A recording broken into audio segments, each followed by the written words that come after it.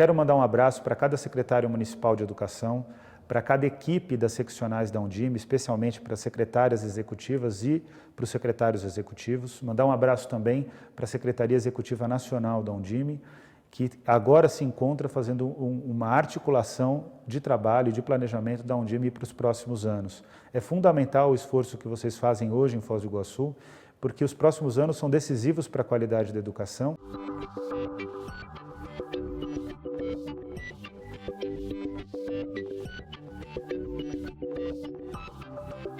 O custo aluno qualidade inicial visa responder uma pergunta: qual é a escola que deve efetivamente garantir um padrão mínimo de qualidade no Brasil, que garante o direito à educação? Para responder essa pergunta, nós desenvolvemos o mecanismo do custo aluno qualidade inicial, que é um mecanismo pautado pelos insumos educacionais que são necessários para que a educação se realize com um padrão mínimo de qualidade. O que significa isso? As escolas têm que ter, obrigatoriamente, laboratórios de informática, laboratórios de ciências, elas precisam necessariamente ter bibliotecas com um bom acervo, precisam garantir professores que tenham um salário inicial digno, uma política de carreira adequada, que de fato estimule eles a continuarem na carreira docente.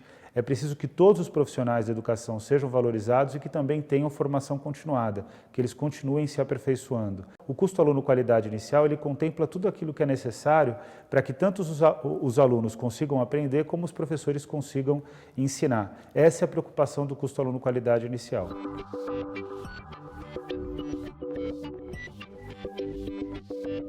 O custo aluno qualidade inicial foi construído por meio de uma longa experiência, um longo processo de consultas públicas. Ele começou a ser desenvolvido na Campanha Nacional pelo Direito à Educação em 2002, como uma resposta ao padrão de investimento que era praticado no Fundef.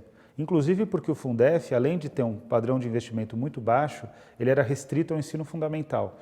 Então nós queríamos mostrar que a educação básica vai da creche até o ensino médio, que todas essas etapas precisariam ser consideradas no padrão de investimento brasileiro, e também nós queríamos desenvolver uma metodologia que garantisse que todos os insumos necessários para uma educação de qualidade fossem contabilizados.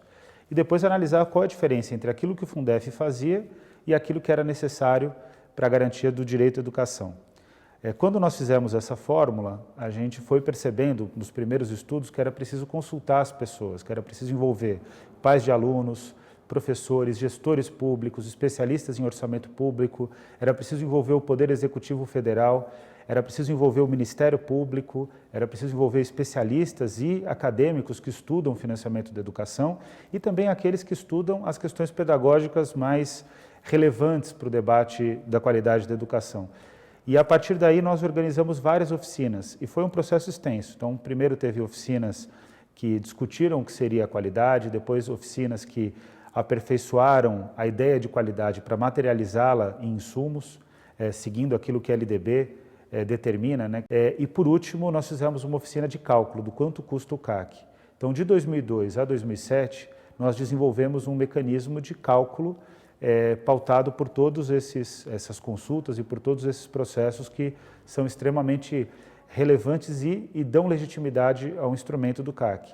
E posteriormente a isso, nós começamos a lançar o estudo do CAC em audiências públicas, em debates na academia, em reuniões da Undime, em reuniões da UNCME, quer dizer, nós fomos para a rua para debater o CAC, tentar aperfeiçoar o CAC, e a cada ano, ou pelo menos a cada 6 meses, a gente tem feito uma divulgação sobre novos números do CAC. O que é importante é que agora nós estamos no momento de revalidar o estudo, então a gente está voltando a estabelecer oficinas em parceria com o Instituto Natura, para calcular novamente o custo aluno qualidade e considerar questões que são mais contemporâneas, porque de 2002 e 2007 para cá, muita coisa mudou na área da educação. Então, o CAC é sempre um instrumento que está sendo atualizado pela Campanha Nacional pelo Direito à Educação e, nesse momento, a atualização é feita em parceria com o Instituto Natura, mas no passado nós contamos com o apoio do Unicef, da Unesco, do Instituto CIA, da Save the Children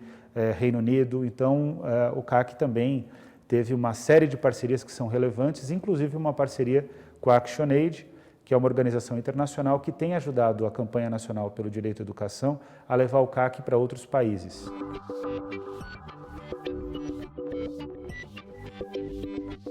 CAC ele está alicerçado em diversas leis. Em primeiro lugar, na Constituição Federal, no parágrafo 1º do artigo 211, que vai dizer que cabe ao governo federal colaborar técnica e financeiramente com estados e municípios para a garantia do padrão mínimo de qualidade. O resultado desse artigo e desse parágrafo é que cabe ao governo federal complementar os recursos para a garantia do custo aluno qualidade inicial, que é o sinônimo de padrão mínimo de qualidade. Posteriormente, a LDB, a Lei de Diretrizes e Bases da Educação Nacional de 1996, vai determinar no seu artigo 4º, inciso 9º, que o padrão mínimo de qualidade é observado a partir de insumos. Só que isso ainda era insuficiente. Por quê? Porque não é interesse do governo federal regulamentar um mecanismo que obrigatoriamente vai fazer com que ele transfira recursos para estados e municípios. E não é um problema da gestão atual do governo federal, é um problema da gestão anterior, que foi do presidente Lula, é um problema também que foi verificado na gestão do presidente Fernando Henrique Cardoso, do presidente Itamar Franco e do presidente Fernando Collor de Mello. Todos os gestores do Poder Público Federal evitam transferir recursos para estados e municípios. Isso acontece na educação, acontece também na área da saúde. E o resultado disso é que, na realidade, quem é prejudicado é o cidadão. Então, o custo aluno qualidade inicial precisaria ter um instrumento mais determinante que obrigasse o governo federal a, num prazo específico, resolver essa disputa federativa, quer dizer, fazer parte do investimento em educação.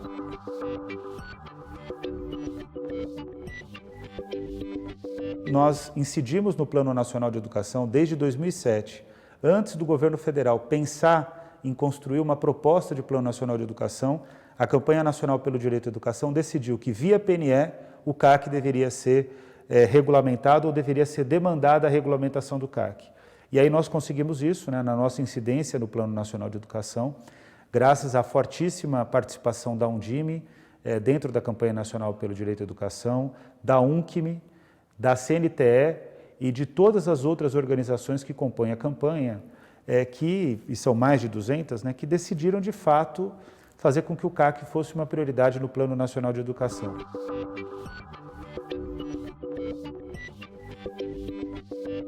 Hoje o governo federal coloca 18 centavos a cada R$1 investido em educação. Os municípios colocam 42 centavos, os estados colocam 40 centavos.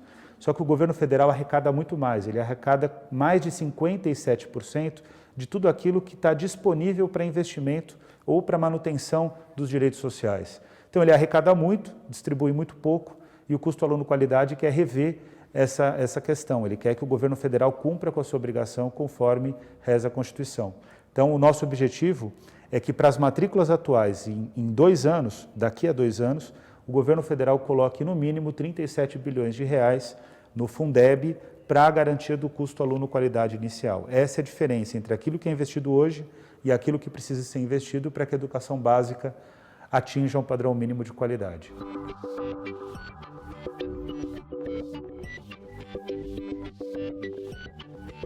A Campanha Nacional pelo Direito à Educação fez um estudo, é um estudo que é extremamente legitimado no debate educacional, é aprovado pelas conferências de educação, desde a CONEB em 2008, CONAID de 2010, e vai ser aprovado também na Conferência Nacional de Educação de 2014, ele já está pré-aprovado, só que é necessário, então, que uma norma determine como o CAC vai ser operacionalizado.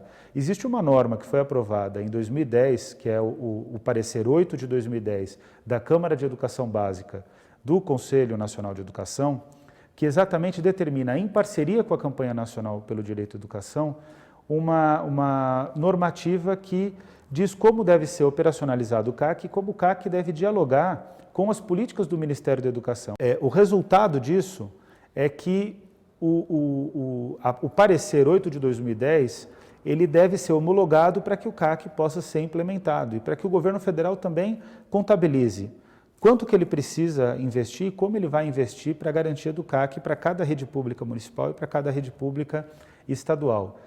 Qual é o desafio que está posto? O Ministério da Educação não aceitou a homologação do CAC.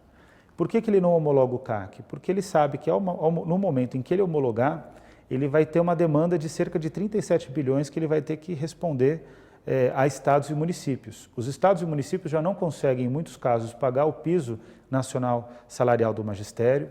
não conseguem garantir política de carreira, não conseguem adequar o número de alunos por turma, não conseguem equipar bem as escolas e, portanto, sabem da necessidade desses 37 bilhões que nós estimamos, que são imprescindíveis para o cumprimento do CAC. Então, o Ministério da Educação ele busca evitar, até porque o próprio Ministério da Educação ele até teria interesse na implementação do CAC, mas nós temos outras forças no governo federal, como o Ministério da Fazenda, a própria pressão do mercado financeiro para a diminuição dos gastos públicos.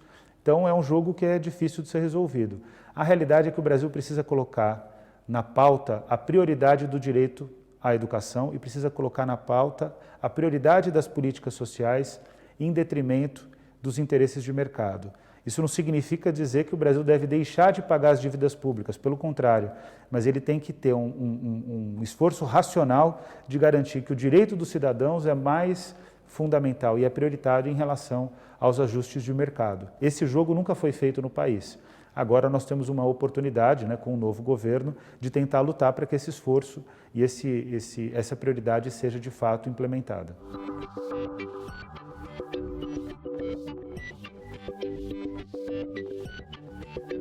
Três desafios. Primeiro desafio, vai ser necessário aprovar uma lei de Sistema Nacional de Educação que deve contemplar a implementação do custo aluno qualidade inicial nos próximos 2 anos no Congresso Nacional.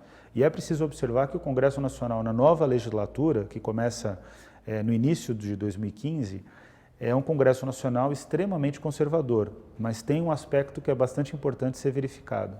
É um Congresso que é tão conservador quanto também é municipalista. Ele defende o interesse do município em detrimento do interesse do governo federal.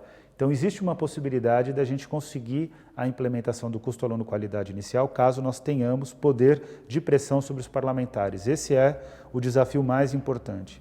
O segundo desafio que precisa ser verificado e que precisa ser enfrentado para inclusive ser superado é a normatização do custo aluno qualidade inicial por parte do Poder Executivo Federal. Quem quer que esteja no comando do MEC precisa obrigatoriamente homologar o parecer 8 de 2010 do Conselho Nacional de Educação. É preciso fazer com que o debate da educação seja um debate mais aprofundado na sociedade. A sociedade demanda essencialmente, nós vimos isso nas eleições, expansão de matrículas. As pessoas estão corretas, elas têm a necessidade do direito à creche, do direito à educação técnica profissionalizante de nível médio, do direito ao ensino superior. Quer dizer, essa é a demanda que a população traz para os governantes. Só que só se pautar pela matrícula é insuficiente, é preciso debater também qualidade.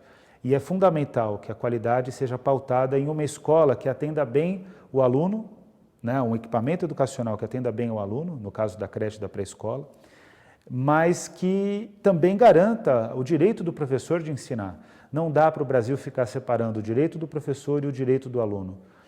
O direito à educação ele contempla tanto o ensino, que é a atividade do magistério, como também a aprendizagem, que é a capacidade do aluno em aprender aquilo que o professor está ensinando. Então, esse desafio de ensino-aprendizagem passa necessariamente pela implementação do custo aluno qualidade inicial.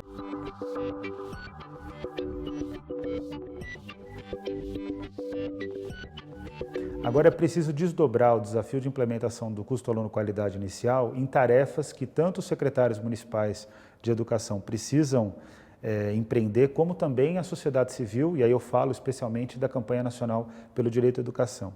Em primeiro lugar, os secretários precisam pressionar os seus deputados, os deputados dos municípios, os deputados dos estados e os senadores também dos estados a garantirem uma regulamentação justa federativamente com o esforço que estados e municípios têm feito no investimento em educação. Estados e municípios já têm feito um esforço bastante relevante no investimento em educação. Individualmente é possível que cada município possa fazer um pouco mais, cada estado possa fazer um pouco mais, mas no conjunto, estados e municípios têm feito seu papel. Quem não tem feito seu papel é o governo federal. A gente precisa superar a lógica em que o governo federal determina um programa e estados e municípios correm pela implementação desses programas. Será que esses programas são de fato os mais prioritários? Será que os municípios não têm desafios que são próprios e que para isso precisam de dinheiro novo? E esse dinheiro novo, segundo o Plano Nacional de Educação e a Constituição Federal, deve vir do Ministério da Educação, portanto do governo federal, e ele precisa chegar? Será que esse não é o principal desafio? Então, essa é uma questão que vai surgir para governadores, para prefeitos, especialmente para parlamentares que estão no Congresso Nacional em uma nova legislatura que começa em 2015. Então, pressionem os seus representantes, pressionem os seus parlamentares, cumpram com a sua obrigação com a educação municipal de garantir que os parlamentares trabalhem em prol do município, em prol do estado em que vocês gerem uma rede pública. Outra questão, é preciso buscar alianças com o setor educacional. Não restringam o trabalho de vocês só aos secretários, aos seus colegas de Secretaria Municipal de Educação. É preciso envolver também os sindicatos nessa batalha, é preciso envolver os conselheiros municipais de educação, é preciso envolver os secretários estaduais de educação, é preciso envolver os movimentos educacionais. Então, a Campanha Nacional pelo Direito à Educação obrigatoriamente está do lado do município, mas outros movimentos educacionais não se pautam pela ação municipal. Então, é preciso que a sociedade crie uma relação de compromisso com a rede pública municipal, claro, também com a rede pública estadual, mas a realidade é que aquela que mais demanda recursos novos são as redes públicas municipais, porque inclusive tem o maior desafio, que é o desafio da educação infantil, para garantir novas matrículas e também padrão de qualidade. Em terceiro lugar, é preciso atuar também perante o governo federal no sentido de conscientizar o Ministério da Educação de que ele não deve se pautar apenas por programas que são do interesse dele. Ele deve se pautar também por uma articulação dos municípios. Então, retomar os grupos de trabalho das grandes cidades, retomar os grupos de trabalho dos municípios prioritários que têm o menor IDEB, buscar fazer uma parceria muito profícua e muito certeira e precisa com o Ministério da Educação para resolver problemas que são pontuais das secretarias, como que o Ministério da Educação pode colaborar de forma mais urgente com cada secretaria municipal e estadual. Em quinto lugar, é preciso confeccionar planos municipais e estaduais de educação. Os planos municipais e estaduais de educação, eles são prioritários porque eles são aqueles planos que vão dar maior materialidade ao Plano Nacional de Educação, que fica num âmbito muito efêmero e intangível, que é o Plano Nacional. A educação se realiza no município, se realiza no estado. Na prática, ela se realiza efetivamente no município, porque o cidadão vive no município. Então, é preciso construir bons planos municipais e estaduais de educação. E, por último, é preciso rever a política de avaliação.